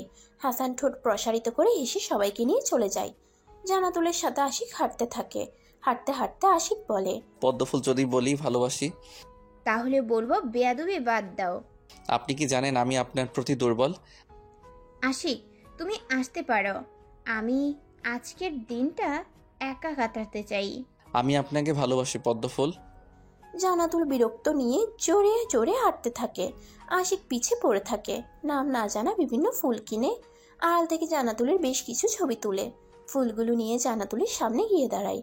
জানাতুল ভ্রুকুচকে বলে, কি হয়েছে? পদ্মফুল, ও পদ্মফুল গ্রহণ করো এই অবুধ শিশুর প্রপোজখানা। আশিক, পদ্মফুল করো না গ্রহণ। বিরক্ত করো না। জানাতুল দূরে যেতে চাইলে আশিক হাত ধরে টান দেয়। জানাতুল আশিকের বুকে এসে লেপটে যায়। আশিক কপালে একটা চুমু দিয়ে নাকে নাক ঘষে। জানাতুল কেঁপে উঠে আশিকের থেকে হাত ঝাড়া দিয়ে দূরে সরে যায়। জানাতুল চিৎকার করে বলে, আশিক, বাড়াবাড়ি করছো কেন? মানুষ দেখছে আমি তোমার ম্যাম হই, ভুলে যাচ্ছ? আমি আপনাকে ভালোবাসি, এটা কেন বুঝতে পারছেন না? নাকি বুঝেও না বোঝার ভান করছেন? এই ভালোবাসা নিজের কাছে রেখে দাও, তুমি কখনো আমাকে পাবে না। জান্নাতুল দূরে সরে যায়। আশিক মুখটা ইনোসেন্ট বানিয়ে একটা সরি বলে, তারপর আবারও হাঁটা শুরু করে। জান্নাতুল বিরক্তিকর মুখ নিয়ে বলে, তুমি এই সাহস কই পাও? আমাকে কিস করছো কোন সাহসে? ছোট ভাই হিসেবে না হয় একটা কিস করছি, এটা নিয়ে এত জ্বলছে কেন? আমাকে তুমি করে বলবে না। এটা নিয়ে এত জ্বলছো কেন? আচ্ছা চলেন আপনাকে এই জায়গায় ঘুরে দেখাই। তোমার মতো বেহায়া ছেলের সাথে কোথাও যাব না আমি। Please ma'am. জান্নাতুল আশিকের সাথে পেরে ওঠে না। আশিক জান্নাতুলের সাথে পা মিলিয়ে হাঁটতে থাকে। পাশের দোকানে কিছু জিনিস তার চোখে পড়ে। সেখানে বেশ কিছু চাদর আছে। পছন্দ হয় আশিকের। জান্নাতুলের দিকে তাকিয়ে বলে, ম্যাম চাদরগুলো সুন্দর না? হুম। আমাকে একটা পছন্দ করে দিবেন? সামনে তো শীত। চলো। আশিক ঠোঁট বাঁকিয়ে হাসে। জান্নাতুলকে সাথে নিয়ে একটা কালো কালার চাদর নেয়। ঘোরাঘুরি করতে করতে বিকেল নেমে পড়েছে। আশিক অবাক হয়ে সব দেখছে। মনে মনে বলে, উফ, কেন যে পদ্মফুলের সাথে আসতে গেলাম। আমাকে হাঁটিয়ে মারছে আজ। আল্লাহ গো, পা ব্যথা করে। বউ নাই, পা কে টিপে দিবে? সারাদিন ঘোরাঘুরি করে যখন বাসায় ফিরবে তখন জোরে বৃষ্টি শুরু হয়। জান্নাতুল তখন রাস্তার পাশে দাঁড়িয়েছিল। আশিক লক্ষ্য করে সাদা জামায় জান্নাতুলের শরীর বুঝে যাচ্ছে। তাড়াতাড়ি চাদর দিয়ে জড়িয়ে দেয়। জান্নাতুল ভীতু সুরে বলে, ধন্যবাদ। আশিক কিছু বলে না। প্রায় রাত 9টার সময় জান্নাতুল বাড়িতে ফিরে। এ নিয়ে তার মা কিছু বললেও বাবা কিছু বলবে না। কি বলবে, মেয়ে তো ছোট না। পদ্মফুল আছেন? পরের দিন সকালে জান্নাতুল তখন সানজিদের ছিল, তাই মেসেজের কোনো রিপ্লাই দেয় না। জান্নাতুল বুঝতে পারে আশিক তাকে পছন্দ করে, কিন্তু এটা গুরুত্ব দেয় না। আশিক আর সে এটা কিছুতেই যায় না। আজ শনিবার জান্নাতুল আর সানজিদ মিলে একটা কলিগের বাসায় যায়। এক ম্যাডামের মেয়ের বিয়ে আজ, সেই জন্য দুজন একসাথেই যায়। তাদের পরিচয় এখন অনেকটা গভীর। কেউ কেউ তো ভেবে নেয় হাজব্যান্ড ওয়াইফ, আর কেউ ভাবে গার্লফ্রেন্ড বয়ফ্রেন্ড। সাহিত্যিকা, আপনাকে শাড়িতে বড্ড সুন্দর লাগে। আপনার এই সৌন্দর্যের রহস্য কি বলুন তো? এটা আজও জানতে পারলাম না। উফ সানজিদ সাহেব, আপনিও না কি সব বলেন। উফ, যখন তখন। আমি সুন্দর, তবে আপনার যত বলেন ততটাও না। আর সব আল্লাহর দেওয়া, এখানে আমার কোনো হাত নেই। দেখো, কলিগের মেয়ের বিয়ে হচ্ছে, অথচ তুমি আমি আজও অবিবাহিত। দেখা যাক, আজ কোনো কলিগের মেয়েকে ভালো লাগলে বিয়ে করে নেব। জান্নাতুল হেসে দেয়। আসলে এই কলিগের মেয়ের বিয়ে হচ্ছে, আর তারা অবিবাহিত। বিয়ে বাড়িতে সবাই মিলে ভালোই মজা মাস্তি করে। সকাল শিক্ষক ছিল এখানে। বিয়ে শেষে জান্নাতুল বাসায় ফিরে আসে। পরদিন সকালে ভার্সিটিতে। পদ্মফুল, will you marry me? Will you my 4 বাচ্চার মাম্মাম রাখবেন কি আপনার মাথা আমার বুকে? হোয়াট? এটা কি ধরনের অসভ্যতা আশিক? মানুষ দেখছে, সামনে থেকে সরো। এতদিন সব তোমার বাচ্চামি ভেবে আসছি, আর আজ তুমি কি করে ফেলছো? ধারণা আছে এটার জন্য কি হতে পারে? জান্নাতুল ক্লাস শেষ করে বাসায় ফিরছিল। তখন কলেজ ক্যাম্পাসে সবার সামনে হাত ভর্তি পদ্মফুল নিয়ে আশিক প্রপোজ করে বসে। জান্নাতুল পাশ কেটে যখন আসতে যাবে, তখন আশিক একটা হাত পিছনে দিয়ে ফুল নিয়ে মাটিতে বসে পড়ে। তারপর পদ্মফুলের দিকে তাকিয়ে বলে, আমার পদ্মফুল, আপনাকে পাওয়ার স্বপ্ন আমার বড্ড বেশি। আপনি হীনা, আমি অপূর্ণ। আপনার প্রতিটা অংশ আমার ভালোবাসা। পদ্মফুল, একবারও কি ভেবে দেখছেন আপনাকে আমি পদ্মফুল কেন বলি? আপনার সৌন্দর্য যেমন আমাকে মুগ্ধ করে, ঠিক তেমনভাবে এই পদ্মফুল মুগ্ধতা ছড়ায়। পদ্মফুল, আপনি আমার হয়ে যান। আপনাকে পৃথিবীর সব সুখ এনে দিব, কখনো অভিযোগ করার সুযোগ দিব না। আমি আপনার পবিত্রতা হতে চাই। Ashik, stop please. তোমার এই ভুলের জন্য আমার চাকরিটাও চলে যেতে পারে। সব কিছুর একটা লিমিট থাকে। আপনি চাকরি হারানোর ভয়ে অ্যাকসেপ্ট করছেন না আমাকে বিয়ে করেন, কোনো কাজ করতে হবে না। আমাকে বিয়ে করার মতো যোগ্যতা আর বয়স কোনোটাই তোমার নেই। আর কখনো যেন আমার সামনে তোমাকে না দেখি। জান্নাতুল আশিকের গালে দুটো চড় বসিয়ে দেয়। আশিক এতে হালকা হাসে। এমনটা হবে সে তো জানতো, কিন্তু তার যোগ্যতা নিয়ে কথা বলল, কি নেই তার? টাকা পয়সা সব আছে। জান্নাতুল জোর পায়ে সেখান থেকে চলে যায়। আশেপাশে অনেকেই এই দৃশ্য দেখে। কেউ কেউ তো হেড অফিসে জানিয়ে দেয়, আবার কেউ কেউ আশিকের উপর মজা লুফে নেয়। আশিকের দিকে হাসান রাগী চোখে তাকিয়ে চিল্লিয়ে বলে ওঠে, ভালো হয়েছে না? সবার সামনে তোর পাগলামি না করলেই চলে না, তাই না আশিক? সব কিছুর একটা সুযোগ সময় থাকে, আর তুই কি না সবার সামনে ম্যামকে প্রপোজ করে বসলি? মাত্র 3টা মাস কেটে গেল, আরও কয়টা মাস যাক। যাকে ভালোবাসি তাকে সবার সামনেই গ্রহণ করে নিব। লুকিয়ে ভালোবাসবো না, আর লুকিয়ে বিয়েও করব না। বিয়ের সময় হাজার হাজার মানুষ থাকবে। চট দিয়ে একদম গাল লাল করে দিব। এইটুকু ছেলে হয়ে ম্যামকে প্রপোজ করিস? তোর লজ্জা করলো না এমনটা করতে? আমার লজ্জা করে না, কারণ ভালোবাসলে লজ্জা করতে নেই।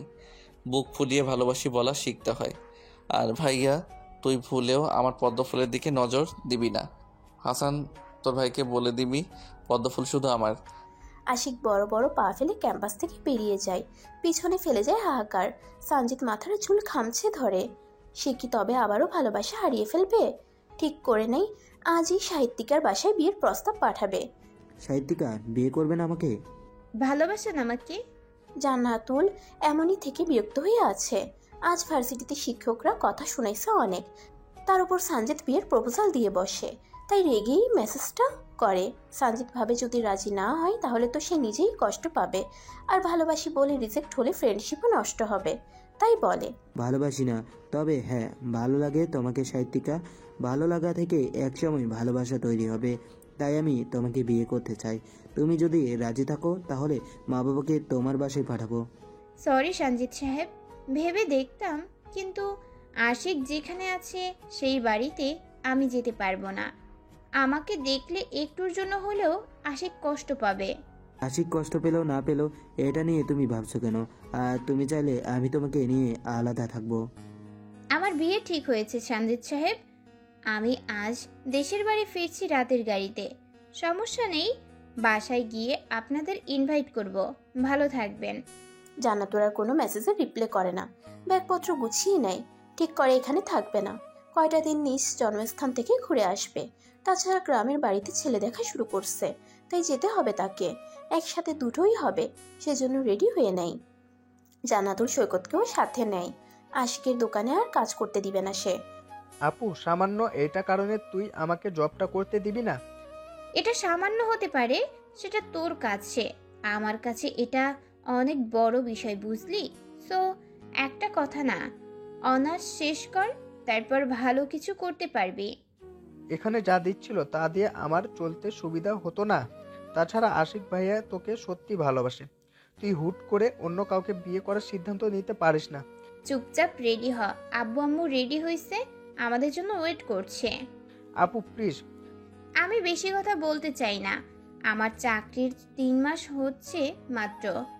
এখনই এত কিছু শিক্ষকরা বলে দিছে। আমি যেন বিয়ে করি, তারপর ভার্সিটিতে পা রাখি। তাহলে আশিক ভাইয়াকে বিয়ে কর। আমার সাথে তাকে মানায় না। সকাল 7টার সময় নিজ বাসস্থানে এসে পৌঁছায়। বাসায় এসে সবাই ফ্রেশ হয়ে নেয়। জান্নাতুল গাড়িতে ঘুমাতে পারে না, সেজন্য গোসল করে শুয়ে পড়ে। ঘুম ভেঙে যায় বেলা 11টার সময়। উঠে খাওয়া দাওয়া করে একটু বাহিরে ঘুরতে বের হয়। এবার অনেক সময় নিয়ে বাসায় ফিরছে। 3 মাস পর বাসায় ফিরছে। ঈদে আসছিল শুধু। হাঁটতে হাঁটতে একটা বাড়ির সামনে চলে আসে। কখন আসছে নিজেই বুঝতে পারে না। বাড়িটার দিকে তাকিয়ে একটু দীর্ঘশ্বাস ফেলে। হুট করে একটা বাচ্চা ছেলে তার সামনে এসে দাঁড়ায়। জান্নাতুল ভ্রু কুঁচকে হাঁটু মুড়ে বসে। হেই পিচ্চি, একা একা রাস্তায় কি করছো? ভয় করে না? পিছন থেকে একটা কণ্ঠ জান্নাতুলের কথা বলে থামিয়ে দেয়। পিছনে তাকিয়ে তার চোখের পলক ফেলাও থমকে যায়। মিয়ে যাওয়া কণ্ঠে বলে, মায়ারাজ। জান্নাতুলের সামনে তার অতীত দাঁড়িয়ে আছে। অতীত, তার ভালোবাসা, এক্স বয়ফ্রেন্ড। আজ সে একটা সন্তানের বাবা। জান্নাতুল বুঝতে পারে ছেলেটা হয়তো তাহসিনের সন্তান। জান্নাতুল চলে আসবে তখন পিছন থেকে তাহসিন ডাক দেয়, মায়াবতী, কেমন আছো? ভালো আছি, আলহামদুলিল্লাহ, অনেক ভালো আছি আমি। তুমি কেমন আছো? আমিও ভালো। বাসায় কবে ফিরছো? ভার্সিটিতে সময় কেমন কাটছে? ভালো। তুমি কি এখনো আমার উপর রেগে আছো মায়াবতী? মায়াবতী কখনো তার মায়ারাজের ওপর রেগে থাকতে পারে না। যে সময় রাগ করার অধিকার ছিল সেই সময় রাগ দেখাতে পারি নাই। এখন রাগ দেখাবো কিভাবে? মাফ করে দিও মায়াবতী। আমি জানি বড্ড অভিমান করে আছো।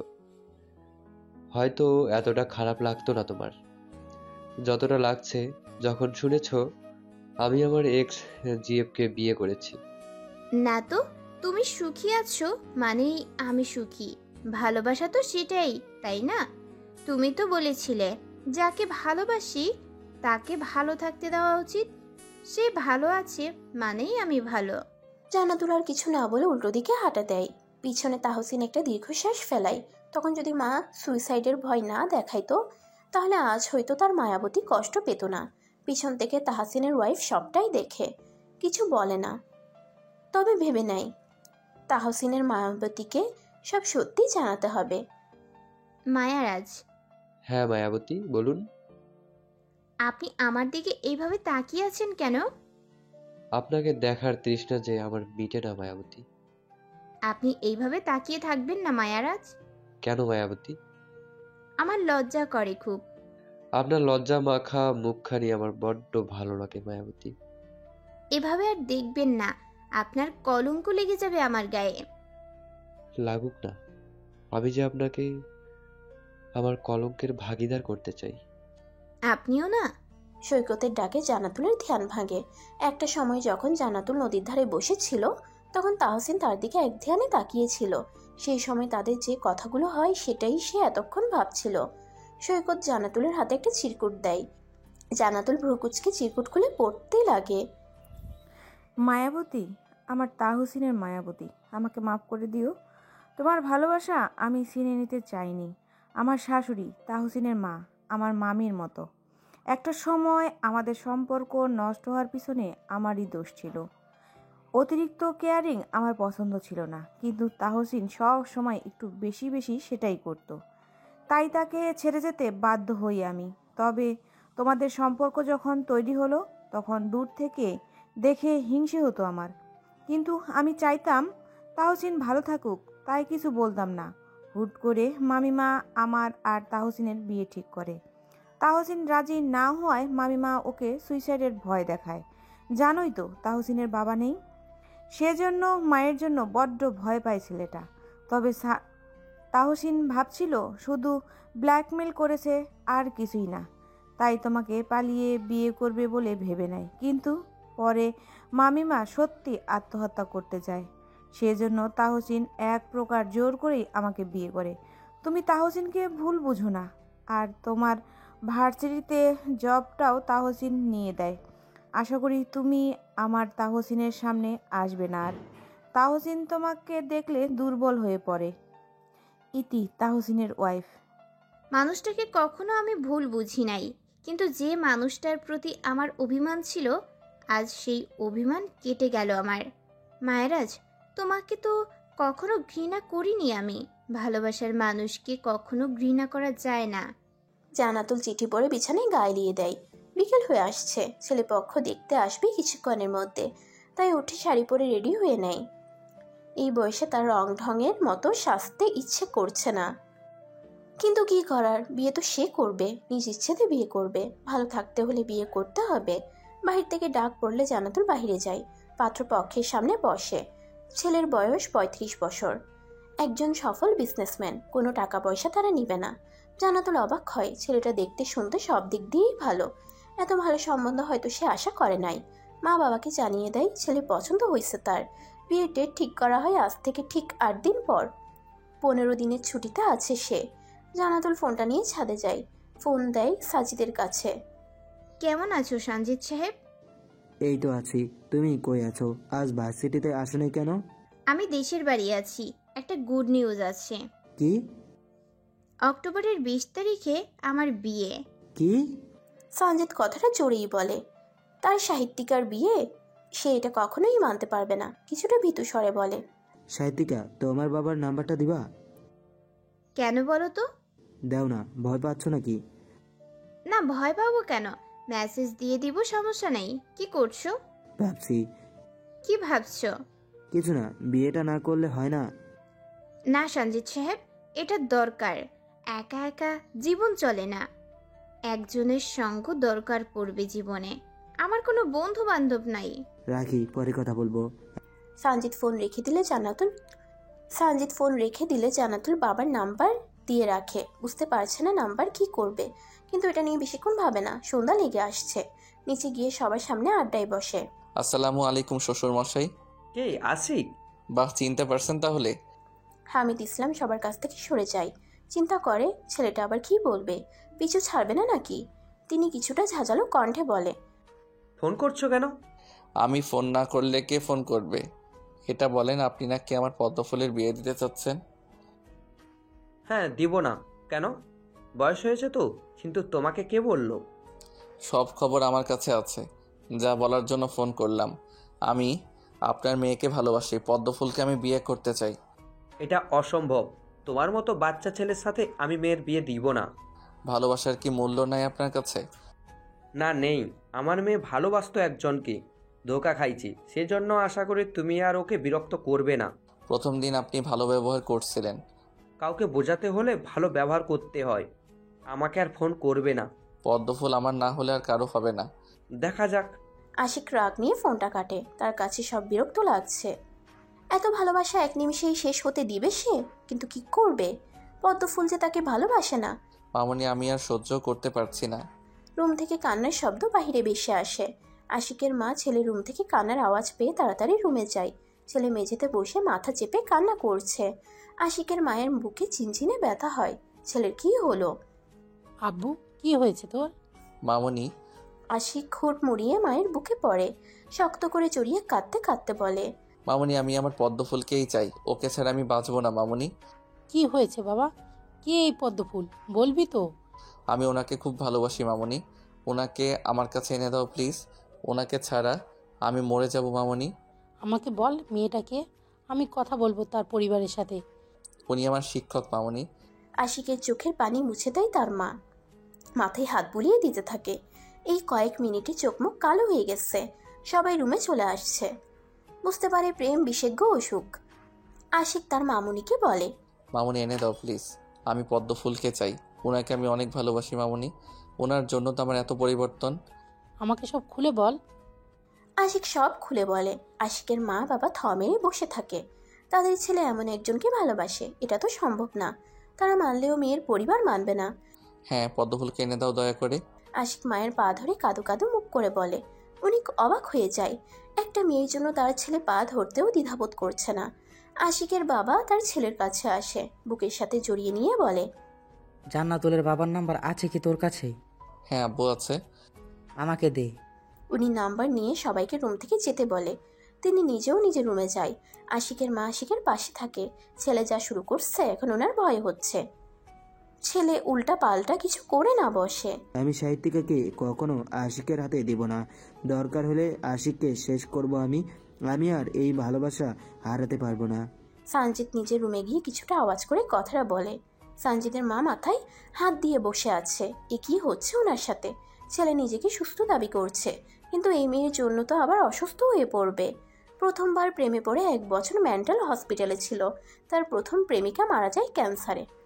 বাবা, শান্ত হ। এমন কথা বলতে হয় না। আশিক তো ছোট ভাই হয়। মা, তুমি ওর হয়ে কথা বলতে আসবে না। ওর বয়স হয়নি সাহিত্যিকাকে পাওয়ার। আমার সাহিত্যিকাকে চাই মানে চাই। পাগলামি করিস না তুই। এতই ভালোবাসা তাহলে বিয়েটা আটকিয়ে বিয়ের প্রপোজ পাঠা। সানজিদ মায়ের কথাই শান্ত হয়। ফোনটা বের করে জান্নাতুলের বাবার নাম্বারে ডায়াল করে। ফোনটার সাথে সাথে রিসিভ হয়। সানজিদ কিছু না ভেবে সোজাসাপটা বলে, আমি আপনার মেয়েকে বিয়ে করতে চাই আঙ্কেল। আমি আর জান্নাতুল একই ভার্সিটিতে জব করি। হামিদ ইসলাম বিরক্ত হয়। তিনি আর কি সহ্য করবে, কণ্ঠে কিছুটা রাগ এনে বলে, আমার মেয়ের বিয়ে ঠিক হয়েছে, আর ফোন দিয়ে বিরক্ত করবে না। এসব আর সহ্য হচ্ছে না আমার। আঙ্কেল, আশিক আপনার মেয়ের থেকে ছোট। ওকে গ্রহণ না করে আমাকে গ্রহণ করুন। তুমি আশিককে চিনো? ও আমার কাজিন। আমি ওই বাড়িতে মেয়ে দিব না।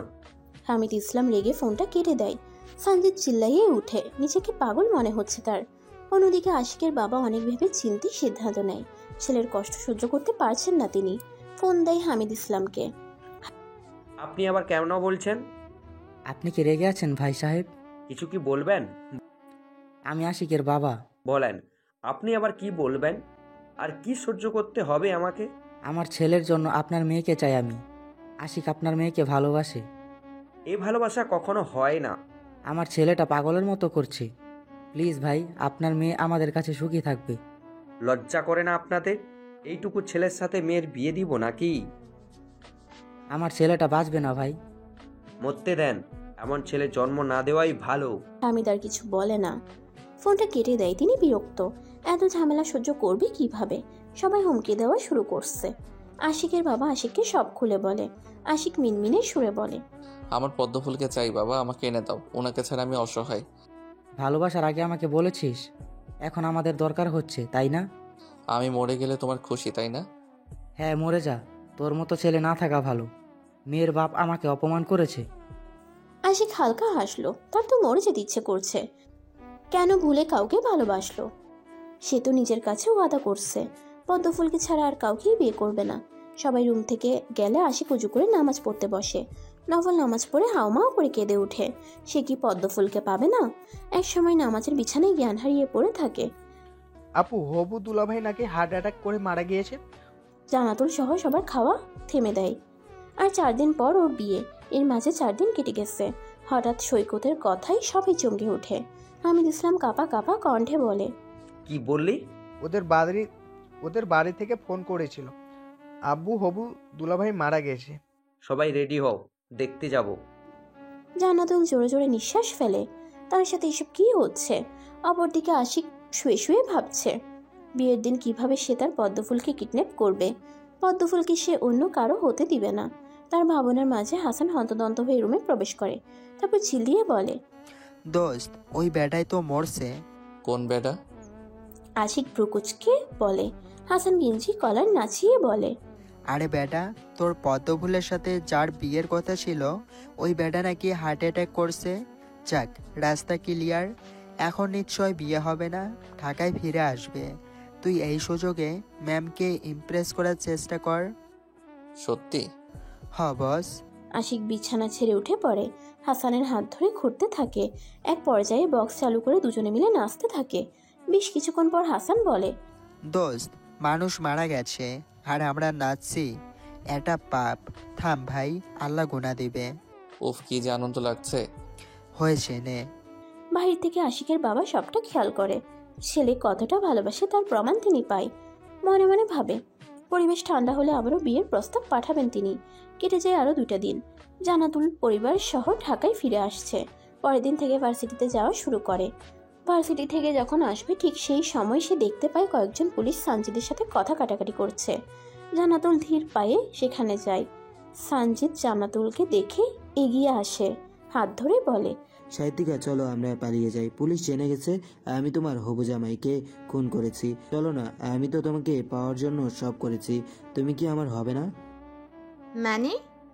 ম্যাম, সঞ্জিত সাহেব একটা ছেলেকে হার্ট ব্লক করে মেরে ফেলেছে। তখন কেউ বুঝতে পারে নাই, কিন্তু আজ সকালে একজন সিসি ক্যামেরা চেক করতে গিয়ে দেখে এই ছেলেটা একটা ইঞ্জেকশন দেয় আর তার কিছুক্ষণ পর আপনার হবু বর মারা যায়। এসব কেন করলে সঞ্জিত? আমি তোমাকে ভালোবাসি।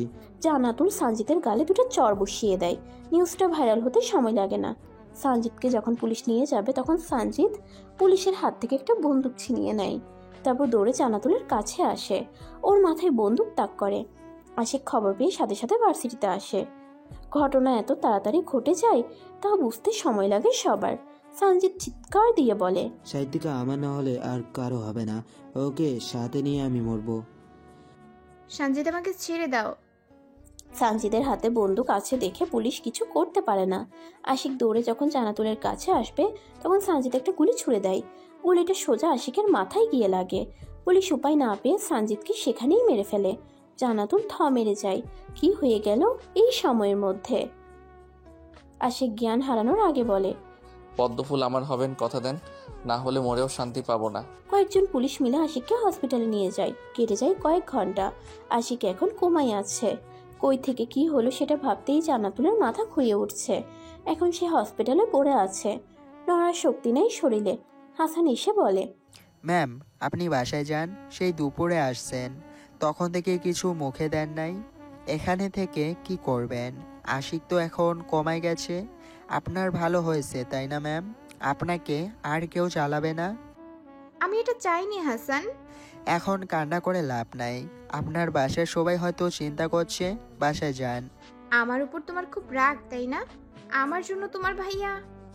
না, যার যেমন কর্ম তার ফল তেমন হওয়া উচিত। ভাইয়া মেন্টাল ছিল, সেই ট্রমা থেকে বের হতে পারে নাই। হাসান আর কিছু বলতে পারে না। খুব গোপনে চোখের জল আড়াল করে সেখান থেকে চলে যায়। জান্নাতুল একবার আশিকের সাথে দেখা করে। ছেলেটা নিশ্চুপ হয়েই শুয়ে আছে। যদি সুস্থ থাকতো তাহলে কি এমনভাবে চুপচাপ থাকতো? জান্নাতুল আর কিছু ভাবে না। কেটে যায় কয়েকটা মাস। সপ্তাহে একবার করে জান্নাতুল আশিককে দেখে আসে, সেটা অবশ্য সবার আড়ালে। রুমে জান্নাতুল বসে আছে গালে হাত দিয়ে। আজ আবার ছেলে আসবে দেখতে। সেদিনের পর আর বিয়ের কথা বাড়িতে উঠে নাই। কিন্তু কতদিন? বিয়ে তো করতে হবে। জান্নাতুল নিজের মনে বিড়বিড় করে, আমার মাথায় যাকে নিয়ে চিন্তা হয় সে তো আমার নয়। কেন মনে ছক কষছি তাকে নিয়ে? এই বয়স তো আমার নয়। আপু ছেলে নাকি তোকে দেখছে, তাই দেখতে আসবে না। তুই রাজি থাকলে বাবা বিয়ের দিন তারিখ ঠিক করবে। জান্নাতুল মাথা তুলে তাকায়। একজনকে ভালোবেসে অন্য কাউকে কিভাবে বিয়ে করবে? কিন্তু যাকে ভালোবাসে সে কি তার কখনো হবে? বিয়ের ডেট ফিক্সড করতে বলো। আপু আশিক ভাইয়া তোমার জন্য আজ কোমাই। ভাইয়া তোমাকে সত্যি অনেক ভালোবাসে। তোর ভাইয়া কোমা থেকে উঠে এসে আমাকে বিয়ে করবে নাকি? যদি বিয়ে করতে আসি তাহলে কি বিয়ে করবে পদ্মফুল? জান্নাতুল লাফিয়ে ওঠে। আশিক তার সামনে দাঁড়িয়ে আছে। আশিকের পিছনে জান্নাতুলের মা বাবা।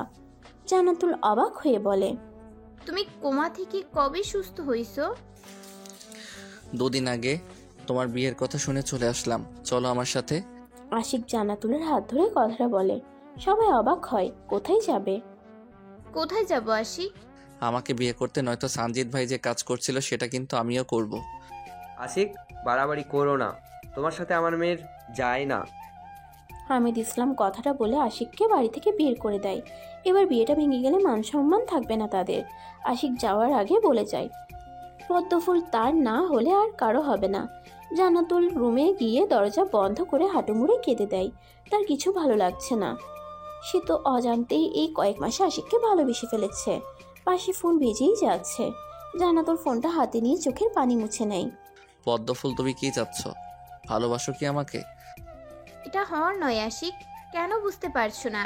হসপিটালের নার্স আমাকে বলল আমার পদ্মফুল নাকি আমাকে দেখতে আসতো, সেটা কি তাহলে স্টুডেন্ট ভেবে? আমার কাল বিয়ে আশিক, বাবা তাড়াতাড়ি বিয়ে দিতে চায়। তুমি কি চাও সেটা বলো। যদি আমাকে 1 বিন্দু ভালোবাসো তাহলে কাল নিতে যাব। যদি বলি ভালোবাসি না তাহলে? ভিডিও কল দাও, নিজ চোখে আমার মৃত্যু দেখবে। জান্নাতুল ভয়ে কেঁদে দেয়। পাগল পাগল লাগছে নিজেকে। এই বয়সে ভুল মানুষের প্রেমে পড়বে বুঝতে পারে নাই। এটা তো তার সাথে মানাই না। আশিক আবারও বলে, পদ্মফুল ভালোবাসি তোমাকে, অনেক ভালোবাসি। তুমি বিহনে আমি বাঁচতে পারবো না। কেন আমার ভালোবাসা বুঝতে চেষ্টা করছো না?